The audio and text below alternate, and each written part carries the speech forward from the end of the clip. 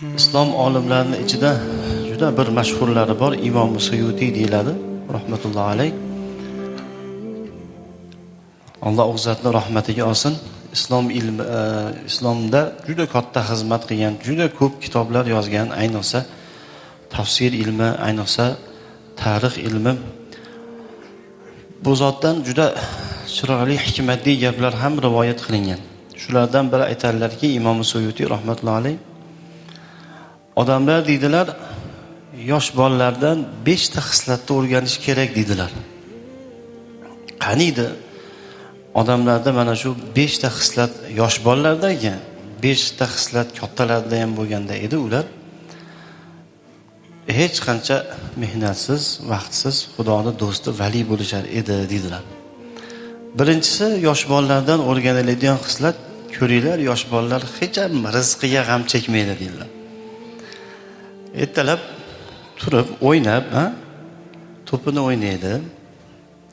Aqa boradi, bog'chaga boradi. Yo ko'rganmisiz, birorta yosh bola insonni ko'chada diqqat olib o'tirgan ko'rganmisiz? Ha desa, "Ana ishim bitmayapti, kuz kelyapti, nima yerkanman, nima yoqar ekanman, ko'mir olish kerak" degan birorta yosh bolani ko'rganmisiz? Bir g'am chekib o'tirgan. Yo'q, ko'rmaysiz. O'shaning uchun yosh bolalarda qarang, hech ham nimani o'ylamaydi, lekin birortasi qip-yalang'och yo oshnahor ko'chada qolib ketgan, yo'q, Xudo rizqini beryapti hammasi. Birinchi yosh bolalardan o'rganiladigan xislat bu, ular hech ham g'am chekmaydilar rizqlariga. Ikkinchisi, kasal bo'lib qolsalar, Robbilariga hech ham shikoyat qilmaydilar. Jim sabr qilib yotaveradi yosh bola. Qaysi gunohim uchun endi menga shu ham kammidi, shu kunlarda ham endi ko'rishim kerakmidi, hech bir og'zidan Robbilariga shikoyat chiqmaydi. Qachon qarasang, masalan, kasal bo'lib qolgan taqdirlarda ham shunga rozi bo'lishib, qalblaridan, og'zlaridan hech ham bir shikoyat so'z chiqmaydi. Bu ikkinchi xislat deydilar Imom Suyuti. Uchinchisi, taomni doim jamlanib yeydi ular. Bir-biriga maqtanadi. Mana deydi, qaqa oldim, u oldim, bu oldim, dadam bunaqa olib berdi, ayam bunaqa olib berdi, shikalat-pikalat deb odamlarga ko'rsatib to'planib yeydi yosh bolalar. Hech bir bekitib uyga olib kirib, ko'rpani nima qilib, pardani orqasiga o'tib taom yeyotgan ko'rmaysizda. Ularda xilqati, tabiati shunaqaki, bir-biri bilan jamlanib taom yeydilar. Mana bu uchinchi xislat edi. Demak, kattalar yosh bolalardan o'rganish kerak bo'lgan. To'rtinchisi aytadilarki, ko'rmaysizmi? Yosh bolalar bir narsadan qo'rqsalar, darrov yig'lab yuborishadi, qarang. Darrov yig'lashadi. Bir pasda ko'ziga yosh kelib, ularda yig'lash tez.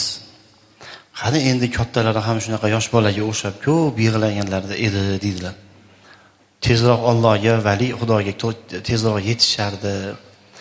Va 5-inchisi aytadilarki, va iza taxosamu tasalahu ila sulhi. Agar ular urushib qolsa, tezda yarashib olishadi. Yo ko'rganmiz, birorta yosh bolani yillab, arazlab gaplashmay birov bilan urushib yurgan odam hech ko'rmaysizda. Bir kunda o'sha bog'cha bolasi ham, maktab bolasi ham bir kunda 10 marta urushib, 10 marta yarashadi. Mayli, yarashsa ham tezda yarashib, urushsa ham, mabodo bir gapni orqasidan yosh bolalar urushib ketsa ham tezda yarashib olurlar. Mana shu 5 ta xislatni qani endi kattalar yoshlardan o'rganib, o'zlariga ham mana shu 5 ta xislatni olishganda edi, tezroq Xudoga yetishgan bo'lar edi. Birinchisi bu rizqqa g'am chekmaslik, ikkinchisi kasal bo'lsalar Robbilariga shikoyat qilmaslik va uchinchisi taomni to'planib yeyishlik, to'rtinchisi qo'rqqanlarida yig'lashlari va beshinchisi husumatlashib qolsa, urushib qolsa, tezda sulhga, demak, yana yarashishlari. Qarang, rizqqa g'am chekmaslik masalasi. Endi har bitta bu 5 ta xislatni ozginadan sharhlab, sal qo'shimcha gaplar bor, shularni aytib qo'ysak. Qur'onda Alloh taolo astag'firu billah va ma min dabbatin fil ardi illa alallohi rizquha. Yerda o'rmalagan narsa borki, meni zimmamda, deyapti Xudoyim. Ularni rizqlantirish, ularni boqish, ularni demak to'yg'izish ko'rmaysizlarmi deganlar Payg'ambar sollallohu alayhi vasallam. Ertalab och qush chiqib ketyapti tashqariga inidan. To'q holatda kech payt qaytib kelyapti. Dasmoyasi yo'q qushdi. Bir joyda ishxonasi yo'q. 4-5 mashinasi yo'q. Hech nimasi yo'q. Uchadigan qanotidan boshqa, og'ziga tumshug'idan boshqa hech nima yo'q. Xudoga tavakkal qilib kechki payt polaponlarning oldida yotib, ertalab chiqib ketib, och holatda chiqib ketib, kechki payt qaytib kelyapti. Allohning rizqi bandaga albatta yetmay qolmaydi. Nasibuka yusibuka. Senga ajratilgan nasibat doim yetib keladi. Bu rizqdan hech bir tashvishlanmaslik kerak ekan. Bir hayotiy qissani yerda keltirarlarki, bir inson qarang, rizq masalasida tan bergan joyim bor deydilar. Aeroportda o'tiribman. Qornim ochib ketdi. Bir chekkaga o'tib, bir go'shtga o'xshagan narsa bor edi, yedim. Qornimni to'yg'izdim. Boshqa davlatga uchib ketyapman. Tishimning orasiga bir go'sht kirib qoldi. Hech ham chiqmaydi deydi, qarang. Tilimda ham nima qilyapman, zubachiska degan narsa unda ham bu qilaman, bu qilaman deydi. Hech bir tilimga shu ozor, tishimning orasiga kirib qolgan ozor berib chiqarib bo'lmaydi. Keyin samolyotda uchadigan vaqti bo'lib qoldi. Samolyotga uchdik. 4 soat, 5 soat boshqa davlatga ham uchib bordik. Haligi og'zimdagi go'sht hali ham turibdi deydi. 2-3 ming kilometr bosib boshqa davlatga borib samolyotimiz ham qo'ndi. Haligi tishimdagi go'sht turibdi. Yo bir chiqib ketmaydi, yo erib ichimga kirib ketmaydi. Axiyri samolyot qo'ygandan keyin tushib samolyotdan tushib o'sha avtobusga o'xshagan narsaga o'tirasiz, haligi og'zimdagi tishnaqa turib qolgan tishim orasiga turib qolgan go'sht chiqdi-da, haligini bir tuflab oldim deydi. Bir tuflab olsam, haligi yerga tushdi-yu, pirratib bitta qush kelib, haligi go'shtni yeb uchib ketdi deydi, qarang.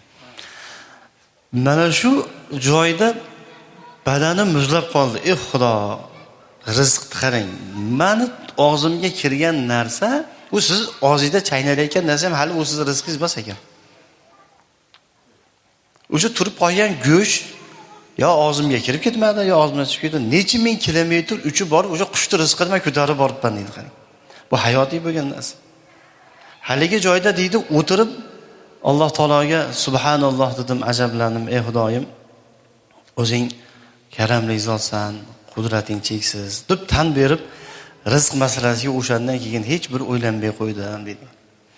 Haqiqatan ham da o'ylanadigan narsani o'zi yo'q ekan. Xudoga tavakkal qilib, sabablarini qilib, birata halol mehnatda ushab, ertalab chiroyli o'sha mehnatlarimizni qilib, insonlarning hojatini chiqarsak, orqasidan rizqimizni Xudo o'zi quvdirib qo'yar ekan. Mana yosh bolalardan o'rganiladigan narsani birinchisi bu, hech ham rizqqa ham chekmaslik deydi. Bu narsani otini tavakkul deydi. Banda Allohga yetsa, nima bilan yetsa? Faqat tavakkul bilan Parvardigor olamda o'zini demak, bergan rizqiga rozi bo'lishlik bilan o'ziga tavakkul qilishlik bilan. Ikkinchisi, kasal bo'lsalar Robbilariga shikoyat qilmaydi. U banda kasal bo'lsa, Xudoyim bir bandaga masalan ozgina istimalab bir joyda yotgan bo'lsa deylik, yo bir banisadan uydami. Agar kasal bo'lishlikni fazilatini banda bilganda edi, u shikoyat qilish tugul emas, to'xtamasdan hamd va sano aytardi. Kasal odamga payg'ambarimiz alayhisolatu vasallam aytdilar, "Manu narsani yeng, manu narsani iching" deb majburlamaylardilar. Oldiga qo'yib qo'yasiz, hashtasi o'zi yeydi, o'zi ichadi. Yo'q, yeysiz falon bo'lganda uni ustida majburlab turilmas ekan. Nimaga? Chunki Alloh o'zi kasalni yedirib ichirib turadilar, qarang, bu fazilat-ku. Alloh taolo o'zi bemor odamni yedirib ichirib turadi. O'shaning uchun banisaga borganda masalan kimdir ko'rgani bo'lsangiz boringda, to'planib qolganda mana ovqatlar bo'lgan shundoq turadi, uydagilar olib ketadi qaytanga. Hech nima yemaydi kasal. Hech nima yemasa ham to'xtay turaveradi. Chunki mo'min banda agar bemor bo'lsa, shunaqa ko'p savob, ajr, Xudoning fazilatini ustida yotar ekanki, hattoki hech nima yemasa ham, ichmasa ham Alloh taolo bu bandani farishtalar orqali yedirib, ichirib o'zi qonini to'yg'izib turadi. Bu fazilat, bu nimasini shikoyat qilasiz? Ey farishtalarim, boringlarchi, falonchi bandamga men bemorlik berdim, og'zidan qana so'zlar chiqyapti. Maza qala li uvadihi, yoniga kelib ziyorat qilayotganlarga nima deyapti odam? Boringlarchi, Xudo o'zi biladi. Ikkita farishtani jo'natar ekan. Farishtalar kelib ko'rsaki, haligi kasal inson kim ziyoratga kelsa Allohga hamd va sano aytayapti ekan. Ey Xudoyim, o'zingga shukr. Gunohlarimga kaforat qilgin bu dardni, qiyinchilikda istimamidi, davlinamidi, boshqamidi, oyoq og'riqmi, bel og'riqmi. Shunda farishtalar Parvardigor olamda huzuriga borishib, Parvardigor, u banda seni bergan dardingga shukr, hamd va sano aytayapti. Og'zidan alhamdulillah degan kalimalar chiqyapti. Farishtalarim guvoh bo'lingdir ekan Xudoyim. Agar o'sha bandani mabodo shu kasallikni ustidan agar jonini oladigan bo'lsam, adxoltuhul jannah. Jannatga albatta kirgizaman qarang. Agar o'sha hamd va sano aytayotgan kasalligini ustida agar vafot etadigan bo'lsa, jannatga nima qilaman? Kirgizaman. Agar unga va in shafaytuhu, agar unga shifo beradigan bo'lsam, avvalgi go'shidan yaxshiroq go'sht, avvalgi qonidan yaxshiroq qon, avvalgi badanidan yaxshiroq badan uni o'rniga evaz qilib qo'yaman qani. O'shaning uchun kasal bo'lib turgan odam yangi go'sht bilan turadi, yangi qon bilan turadi, yangi badan bilan turadi o'rnidan. Yangi ko'z bilan, yangi oyoq bilan, yangi kuch bilan turadi kasal bo'lgan odam. Buni Covidda doktorlar aniqladi. Covidda yotgan odam mana yaqinda nima bo'ldi-ku? 2 yil nima deydi? Karantin bo'ldi-ku. Shunda kasal bo'lishdan oldin bitta odamni qonidan analiz olgan ekan, keyin Covid bo'lib yotib больницаdan chiqib, yana hali qonidan analiz olsa, avvalgi qon bilan keyingi qon boshqamish qarang. Uni doktorlar o'zi bilar ekanda tibbiyotda. U gurpas o'zgarib qolmaydi. Uni ichidagi o'sha moddiyotlari qon almashib qolibdi, yangi bo'lib qolibdi.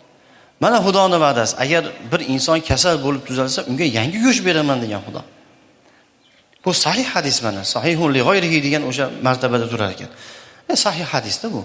O'rniga yangi go'sht, yangi qon, yangi badan, yangi bir tana bilan turadigan kasal bo'lib tuzalib turgan odam. Eng zo'rini aytaymi muhtaram azizlar? Kasal bo'lib o'rnidan turgan odam mayli yangi go'sht ham kerak, yangi qon ham kerak-ku, yangi nomai amol bilan turadigan ekan. Yangi nomai amol degan u eski gunohlarni Xudo kechirib yuborar ekan.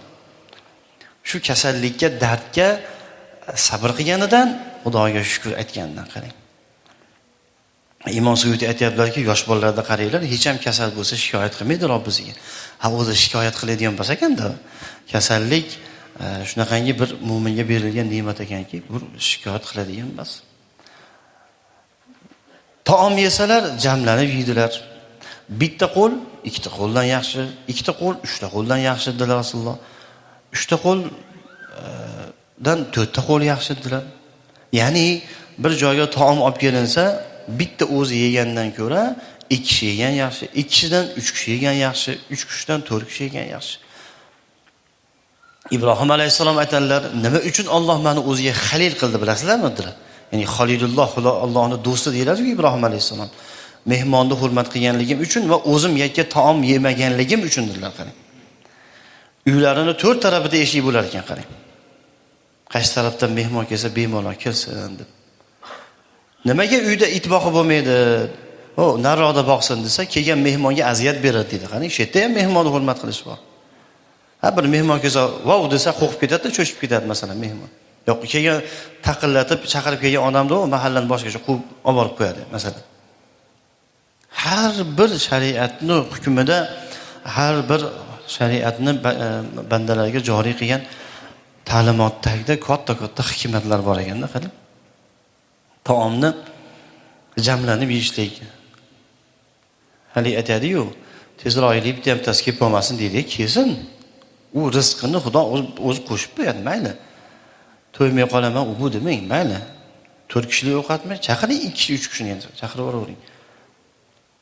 U to'yg'izadigan Parvardigor, och qoldiradigan ham Parvardigor. Xudo shunaqa ulug' zotki, masalan, bitta mayiz bilan sizga to'yishlik hissini berib qo'yishi mumkin. Avliyolar o chillalarga 40 kunga bir hovuch mayiz bilan ekib ketgan ekan qarang. Shular ham och qolmagan. O'sha bitta bir hovuch mayizni o'shancha 40 kun chillaga yetkazganingizni qarang. Bitta mayizni yesiz, o'sha to'qlik hissini Xudo berib qo'yadigan narsada. Taomni yeyotganlar qanchalik ko'p bo'lsa, shuncha unda xayr barakot bo'laverar ekan qarang.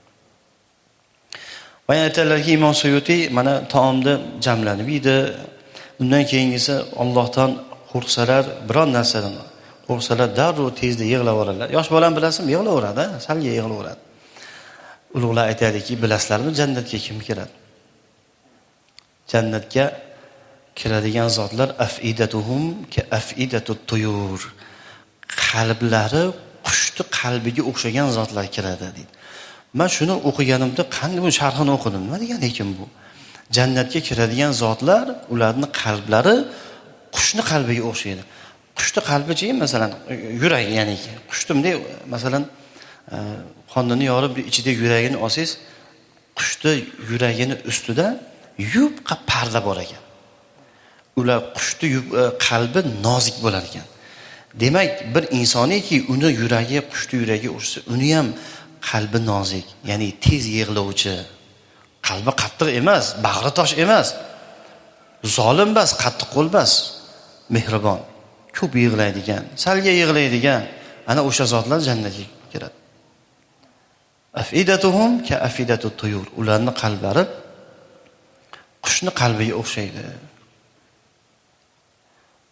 Qaso deydi. Qalbi qatib ketgan, qalbi tosh bo'lib ketgan.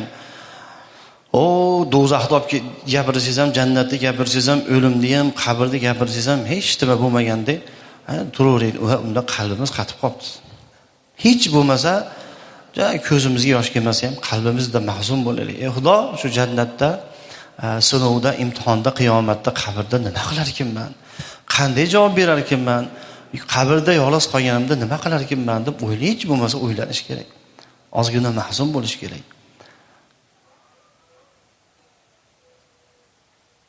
Bir jamoa kulib, ha qilib o'tirgan ekan. Payg'ambarimiz alayhisolatu vassalom haligi jamoani oldidan o'tib qoldilar. Ey jamoa, kulishni kamaytiringlar, yig'lashni ko'paytiringlar. Qanday qilib yo Rasululloh deganlarda o'limni ko'p eslashlik bilan dedilar. Ana hali kuladigan paytlarimiz ham kelar, Xudo xolasa. Sirotdan o'tib olsak, jannatga kirib olsak, amallarimiz mezonda chiroyli tortilib, o'ng tarafi og'ir kelsa, ana o'sha paytda bemalol xotirjam oyoqni uzatib kulaverar ekanmizda. Ungacha ko'proq yig'lab tursa yaxshi ekan. Imom Suyuti aytayaptilar, qarang, yosh bolani qarab bir pasda yig'laveradi. San ham shunaqa bo'lgan, ey banda deyaptilar, qarang.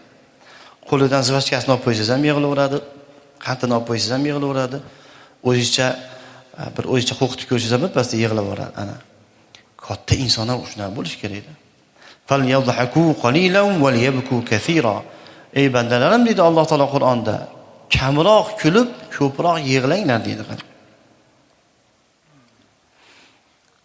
Yaqinda bir do'stim aytadi. Men deydi, hayotdan deydi siqilib, bir diqqat olib bo'lganimda hech kim yo'q joyga kelib bir yig'lab olaman deydi. Keyin men aytdim, yaxshi ishingiz bor ekan, qanday yig'laysiz desam, bitta hali yig'latadigan muzikani qo'yib, hech kim uyga kirib, hech kim yo'q joyga kirib, hali muzikani eshitib yig'layman deydi. Ha, Xudo xayr bergur. Jaynamoz baribir yig'lar ekansan.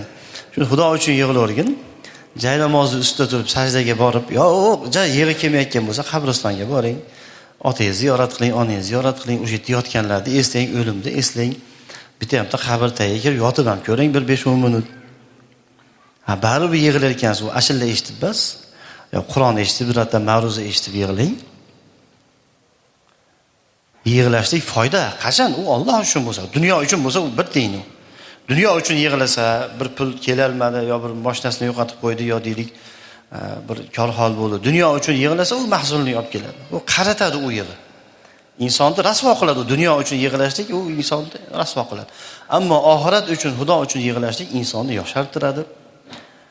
Yuzni nurlantiradi deganlar ulug'lar. Insonga masalan ruhi orom oladi. Iymoni quvvatlashadi va qolaversa Alloh yaxshi ko'radi. Payg'ambarimiz alayhisolatu vasallam nima dedilar? Bir yig'layotgan insonni ko'rdilar. Xudo uchun yig'laydi. Qaranglar, shu yig'layotgan insonning ko'zidan chiqayotgan yosh pastga qarab oqyapti. To'g'rimi dedilar, ha? Hech qachon u yosh pastga qarab oqayotgan bo'lsa, tepaga qarab oqadimi yana? Yo'q. Chiqqan yosh albatta pastga qarab oqadi. O'sha yig'layotgan insonni, Alloh uchun yig'layotgan insonning ko'zidan chiqqan yosh faqat pastga qarab oqadi, orqaga emas. Xuddi shu singari u inson ham do'zaxga kirmaydi. Xudo uchun yig'lagan inson hech qachon do'zaxga kirmaydi. Qiyomat kunida ham olov uni yondiraman, kuydiraman deb jahannam olovi yaqinlashgan paytda ko'zidan bir tomchi Xudo uchun chiqqan ko'z yoshi shunday 3000 yil qizdirilgan do'zax olovini bir tomchi yosh o'chiradi deganlar qarang. Xudo uchun yig'langan bir tomchi ko'z yosh. Bu Xudo uchun yig'lashlik o'zidan o'zi bo'lmaydi, unga o'ziga yarasha ilmi, o'ziga yarasha bir holat, jay namozi ustida Qur'onni ushlab, Qur'onni o'qib, oxiratda eslab, hadis ma'ruza eshitib yig'lanadi-da. Va oxirgisini aytadilar, shu 5-inchisi, yosh bolalardan biz o'rganishimiz kerak bo'lgan narsa, tez urishsa ham tez yarashadi ular. Gina saqlab, yillab gaplashmay, butun bir mahalla o'tday tushsa ham bir-biriga qo'l bermay, yo bir yuzaki berib qo'yib, baribir qalbida bir gina adovat qilib. Azizlar, muhtaram azizlar, mana biz kattalar endi aqllimiz deymiz-ku, ba'zida o'sha yosh bolalardan ham shuni o'rganishimiz kerak ekan. Ha, urishib kelsa birpasda yarashib olyapti-ku. Biz ham yarashaveraylik, 3 kundan ortiq haromdilar payg'ambar sollallohu alayhi vasallam. Ulug'lar aytadiki, odamlar 4 xil bo'ladi. Odamlar 4 xil bo'ladi. Birinchisi achchig'i tez chiqadi va sovishi ham tez. Birpasda achchig'i chiqib ketadi, lekin birpasda sovib, uzr, men shunaqa jinday jahldorroqman, xarakteri shunaqa deb qo'yadi. U odamda ham xayriyat yo'q deydi. Yaxshi bas u odam. Bu xarakter unaqa yaxshi bas. Birpasda achchig'i chiqib ketadi, sovishi ham tez ona. Bitta plusi, bitta minusi bor. Har minusi bu plusni yuboradi. Ikkinchi xil odam achchig'i sekinroq chiqadi-yu, lekin bir chiqqanda u qaytib sovishi juda qiyin. Ya'ni achchig'i chiqishi ham sekin, sovishi ham sekin. U odamda ham xayriyat yo'q deydi. Nimaga? Ha, endi achchig'i sekin chiqqani bilan bir achchig'ini chiqarsangiz, shu bilan yillab arazlab yuradi, gapirmay, sizga nisbatan qalbida kek adovat saqlab yuradi. U odamda ham xayriyat yo'q. Unda ham bitta plus, bitta minus, minusi plusni yuvib ketadi deydi. Bilasizlarmi, odamlarning eng yaxshi 3-toifa qanday desa, achchig'i sekin chiqadi, lekin sovishi tez. O'zi yuvosh odam, achchig'i ham chiqavermaydi. Birov bilan urushganini ham ko'rmaysiz. Endi mabodo bir kam o'zi kamdan kam urushadi. Lekin mabodo bir vaziyat bo'lib qolib, jahli chiqib kim bilandir urushib ketsa ham birpasda soviydi.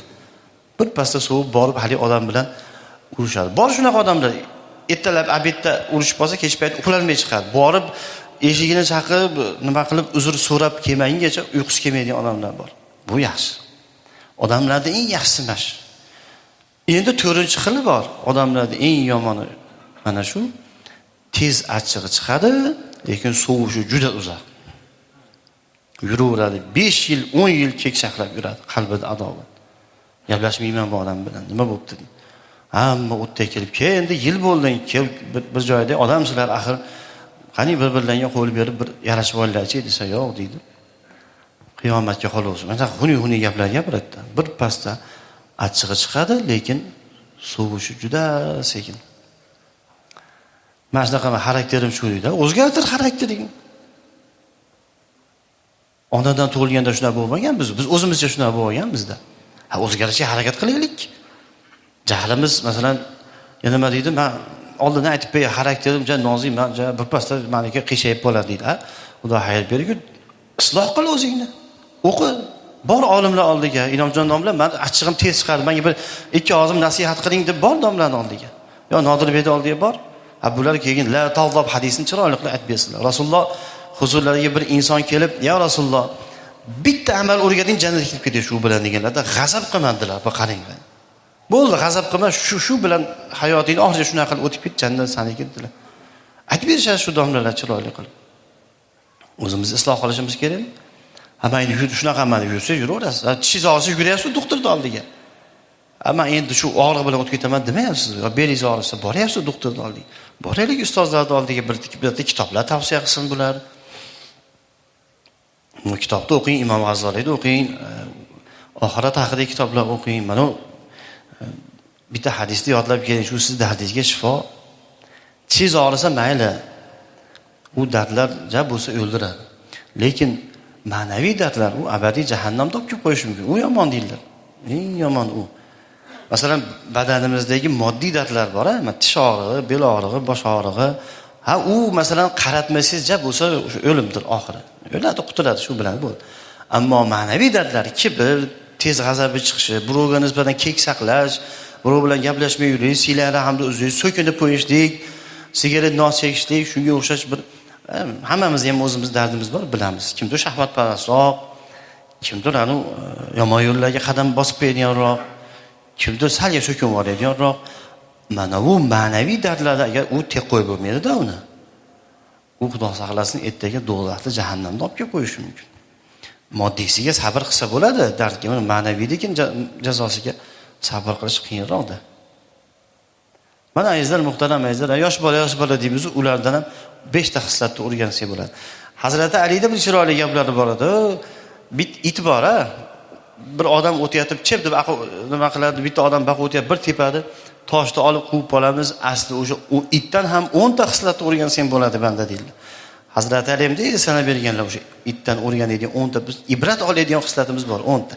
Yosh bolalardan ham shu 5 tasi bor ekan. Ya'niki g'am chekmaslik, rizqqa ham chekmaslik, kasal bo'lganda shikoyat qilmaslik, taomda to'planib yeyishlik va 4-inchisi o'sha urushib qolganda tez yarashishlik deydigan bo'lsak, oxirgisi nimadilar?